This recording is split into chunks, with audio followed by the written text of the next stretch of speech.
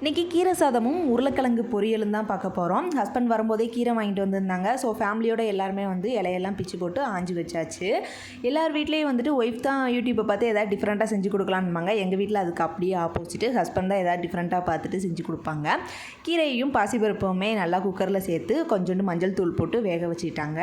இதுக்கு சைடில் கீரைக்கு தேவையான சின்ன வெங்காயம், பச்சை மிளகா, சீரகம், வெள்ளைப்பூடு, தக்காளி இதெல்லாம் ஒரு பேனில் நல்லா ஃப்ரை பண்ணி எடுத்துக்கிட்டாங்க. கீரையுமே 2 விசில் விடவுமே வெந்துருச்சு. அது ஒரு அரை வேக்காடு மட்டும் வேக வச்சா போதும். ஏன்னா மூடி போட்டு வேக வைக்கக்கூடாதுன்னு சொல்லுவாங்களா, அதுக்காக ஒரு 2 விசில் பருப்பு வேகணுங்கிறதுக்காக அந்த மாதிரி வச்சாச்சு. நல்லா மசிஞ்சு எடுத்ததுக்கப்புறமா தக்காளி எல்லாம் சேர்த்தது, அரிசியுமே கழுவி போட்டாச்சு. கீரையை நீங்கள் வைக்கும்போது தேவையான அளவு தண்ணி ஊற்றி வைங்க.